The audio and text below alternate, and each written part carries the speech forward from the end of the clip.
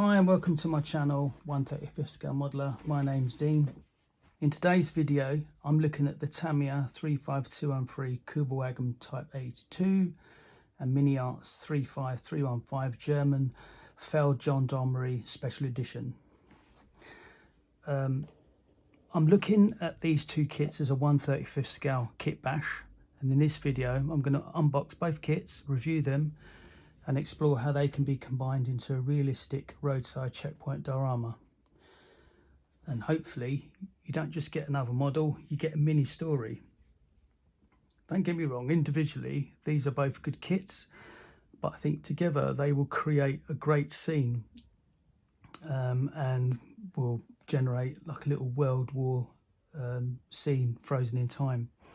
So let's take a look and see what's inside these two boxes. So first, the Kübelwagen Type 82. Is kit number 35213. You get the box art on the front. On the side you get a paint scheme with a camouflage and some writing in Japanese. On the side you just get more images of the vehicle, confirm this number 213. You then get the monotone view of it with writing in Japanese still, but this is more like a grey version, and it's just a repeat on the other side. And this is the box. So let's take a look inside. So you get 2 packs of sprues, some clear parts, you get some decals and some instruction booklet and tech tips. Tech tips are standard. So in the booklet you get some information in English and in Japanese, and it just confirms it's the Kübelwagen Type 82. There's some basic information about what tools you need, but they jump straight into building the chassis underneath the vehicle, adding all the pieces there.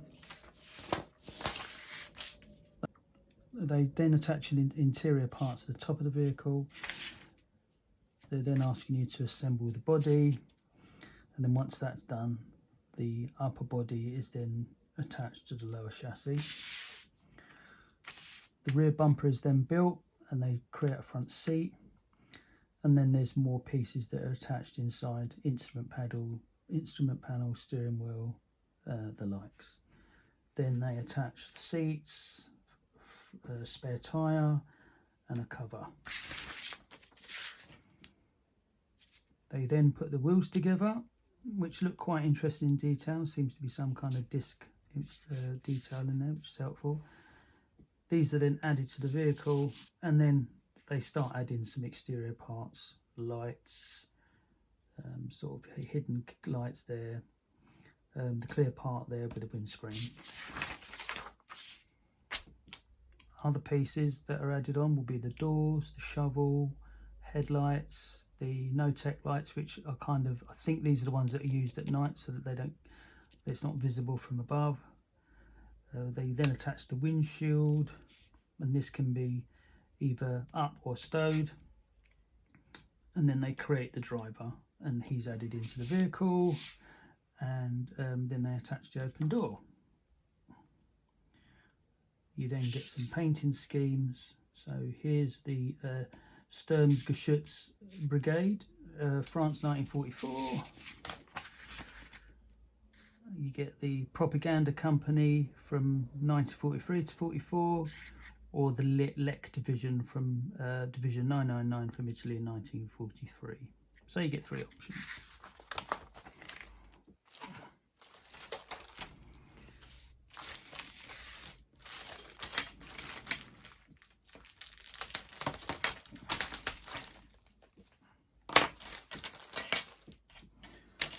So this is the lower chassis.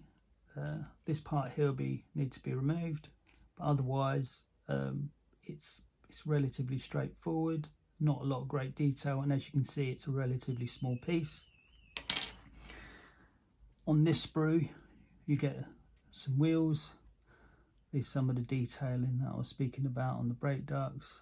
More a spare wheel there, some covers, side skirts, doors, front panel, rear piece there, some running boards there. These look like some kind of exhaust plumes there. This goes underneath the chassis, but all well, you know, well done, well made. The ejector pin marks are all clearly hidden, which is helpful. Move on to the last bag very quickly.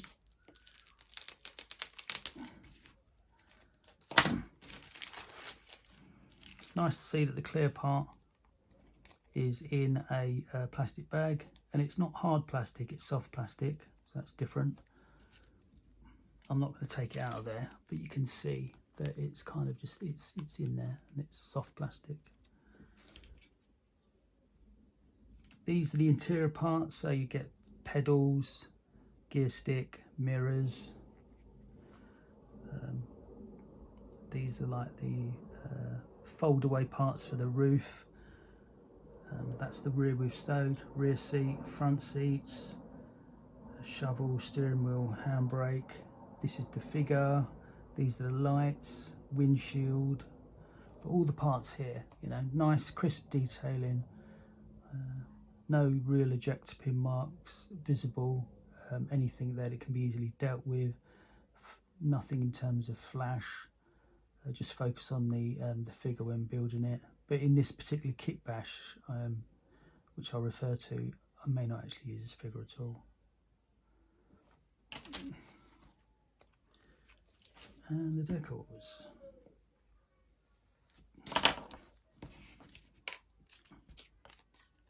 Decal card's quite nice. You've got some different pieces here, so I think there's 3 different divisions that can be used on that. So this is the MiniArt 35315 German Feldgendarmerie special edition. MiniArt have got a great reputation for incredibly detailed figure sets, and this is a special edition and a perfect example. You get 5 really lovely sculpted figures here with lots of accessories. In this kit, you get 1 figure that's directing traffic, you get the driver handing over some sort of document, character here taking the document, and then you get 2 figures here that seem to be working on adding more signage.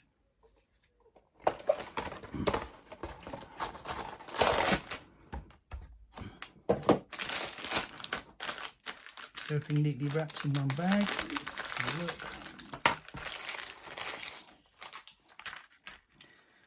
So these will be the signs on the board. These will be the signs that are on the post. Some more there.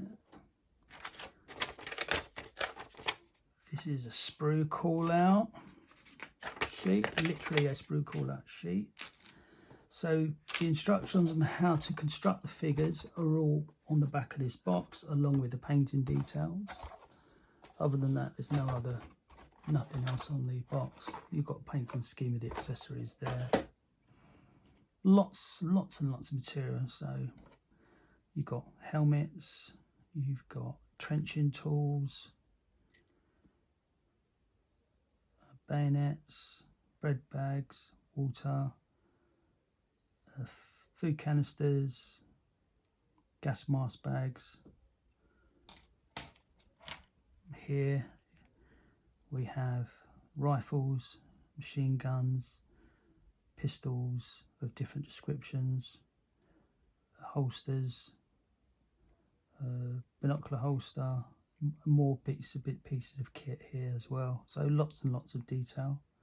The figures themselves, again on this one though, you can see straight away that there is flash on here that will need to be cleaned all round his hand here, so pay careful attention to that. These seem to be part of the signage, more rifles and more like ammunition clips. There's an axe there with a hand holding it. I think that's this character here. Finally this sheet here, so this is that post that they're working on. More characters to build up. Not as much flash on this particular one. There is still some along here. This is the character here holding this board there. That's there. Another rifle, more ammunition clips, trenching tool. This is the hand passing over a document here. We might be able to create, I mean, if we can remove that, I don't know, we could probably add a better piece there, but just detail it. Nice facial expressions, but again, need to be cleaned up. Overall, really detailed kit. I mean, I think these two kits complement each other really.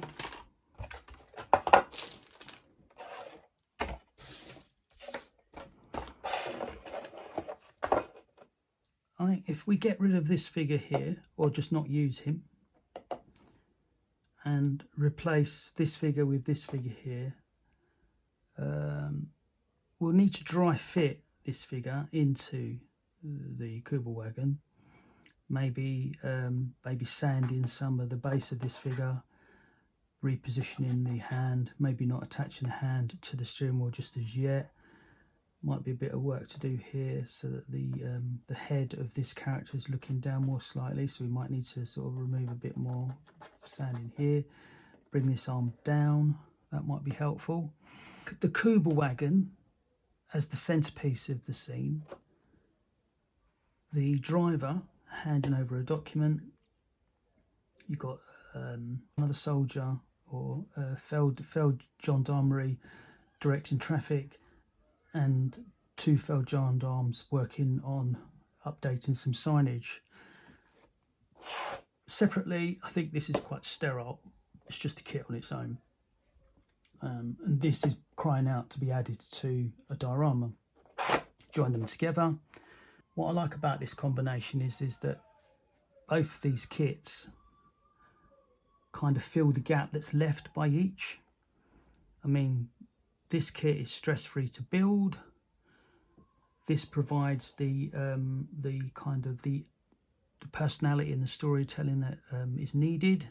Would you build these kits separately and just leave it at that, or would you be tempted to combine them as I'm suggesting and create that roadside checkpoint scene?